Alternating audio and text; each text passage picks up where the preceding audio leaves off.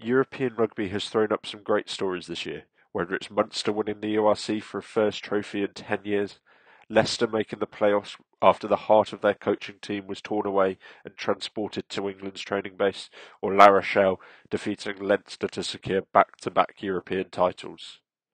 However, there is another story worth digging into, that of Oyonnax. The Pro D2 side finished well clear of the chasing bunch, and a 14-3 win over Grenoble secured a playoff spot for a return to the top 14. So now it's time to lift the curtain and break down one of Europe's most impressive sides. What set Oyonnax apart this season was their stellar defence. It was a defensive system based around pressure. This pressure can be broken into three separate areas: line speed, the tackle area, and their breakdown work. They also combined this pressure with one of Europe's best kick chasers. This extended clip from their game against Vaud is a great example of their defence. It starts from a long kick which takes play inside the Vaud half. On the next phase, the Oyonnax number 4 pressures the ball carrier from the outside, encouraging a step inside. A low tackle brings the carrier to the ground, but Oyonnax are unable to get ruck pressure. It results in fast ball, and Vaud are able to spread it to the far touchline. But Vaud have only made a couple of yards over the gain line. Out wide, Oyonnax now apply huge heat in the breakdown and slow the ball. This allows them to get set and press hard from the line. And while a small tip pass does give Vaud a soft shoulder, Oyonnax remain well connected.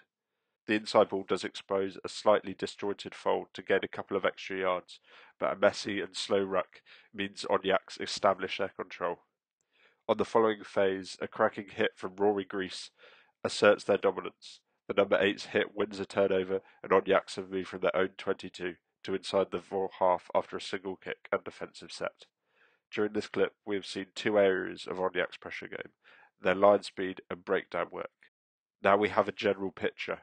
Let's dive deeper into Europe's best defence. Every defence is built on a solid structure, and for Oyonnax this is typically a 13+2 setup. This clip from the Vaud game provided a clear image of the defensive structure Oyonnax employ outside their own 22. Oyonnax is set up with a 10 and a 15 sitting deep to cover the kick space, with the rest of the backs joining the main defensive line.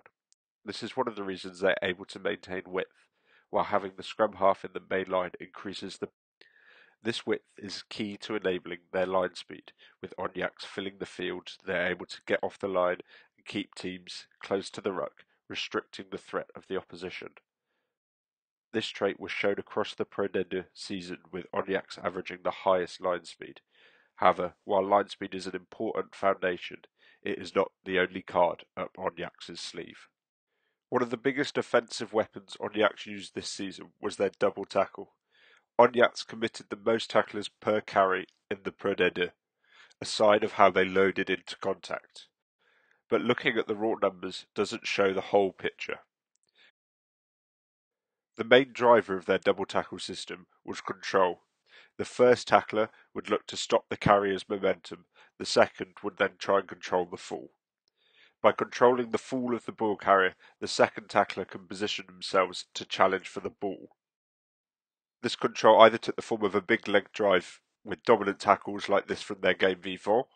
More often it sees Oyonnax compete on the floor, whether it is the 7 applying pressure immediately post-tackle, or for this turnover, the number 8 holding the carrier, and then the hooker pushes the carrier into a position where he can compete.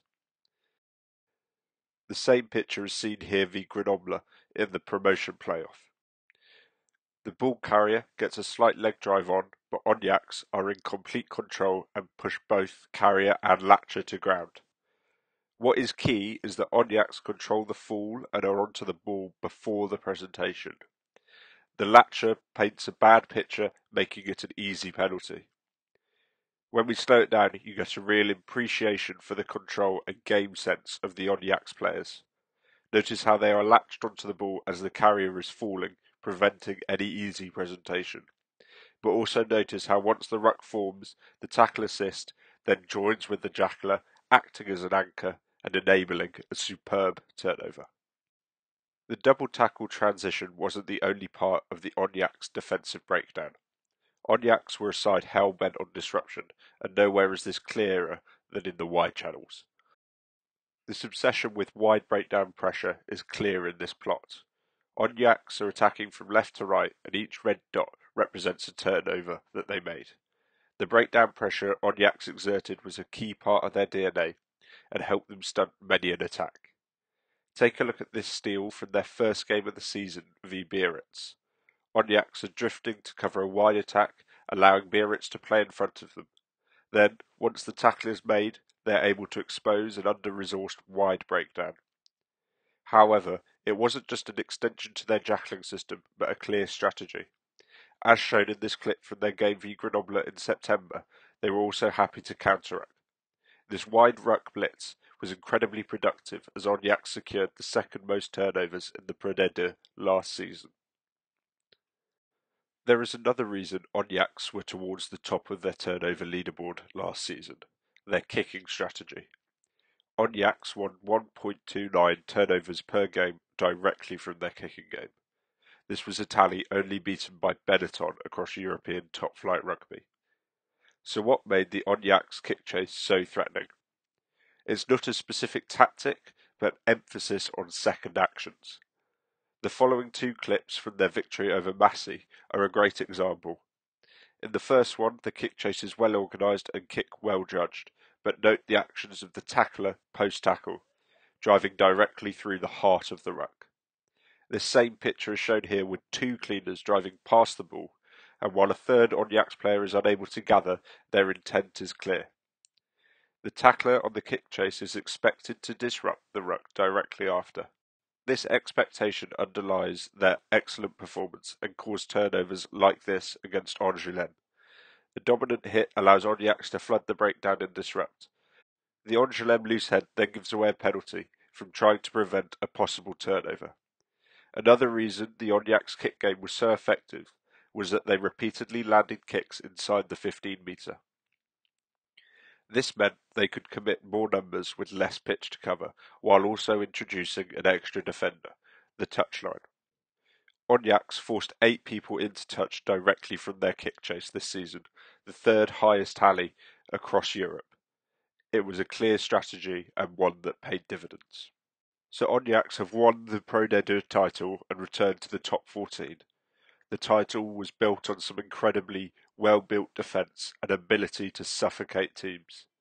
This was shown in their playoff final v Grenoble, where they secured the title without conceding a try.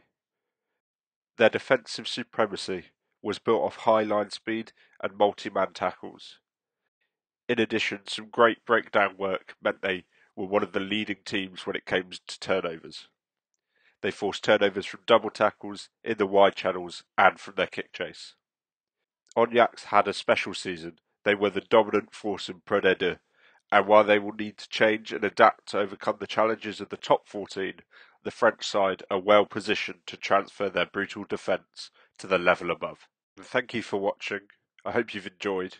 Any thoughts or feedback, please get in touch, and have a great rest of your week.